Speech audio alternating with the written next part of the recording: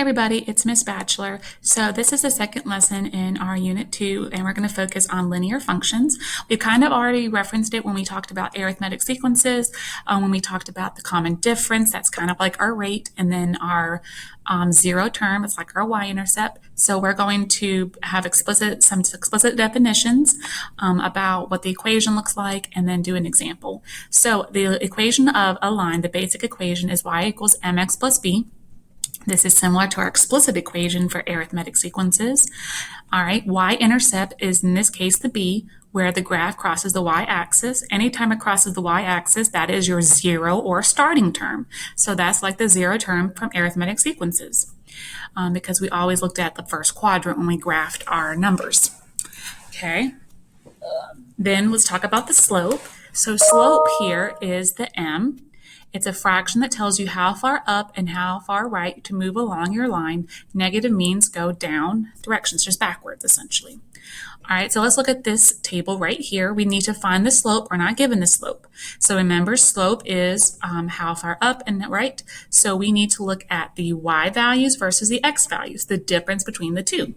So that's the same thing we did with common difference. We subtracted the answers all over the subtraction, the term numbers. So I picked the first two y's. That's something I always just do. And I'm going to subtract, always take the second number first. So 3 minus, and don't forget this is -1, so don't forget the negative sign. Divided by, and then I'm going to do the x's, again, second number first. 0 minus, again, -1, don't forget the negative. All right, and now I'm going to simplify it. 3 minus -1, that's the same thing as saying 3 plus 1, which is 4. And then 0 minus -1, that's the same thing as adding 1, so that's 1. So, oh my goodness, that's right, okay.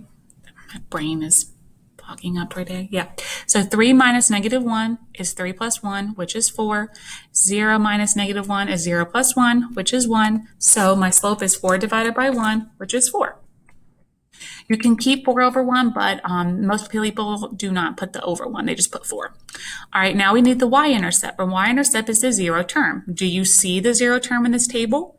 Yeah, we do. Sometimes we see it, and sometimes we have to go backwards and find it. So the y-intercept here is 3, because the zero term is 3. So I'm going to put, zero term is 3. So 0, 3. That's the y-intercept.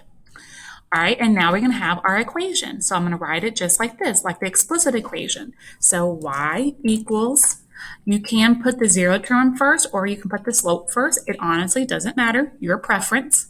I've seen people write both ways. So I'm going to put the slope first. So my slope was 4. So 4 times x, because it's multiplying every single x or term number, plus our starting number, our zero term, which is 3. So y equals 4x plus 3. And then that is our linear function.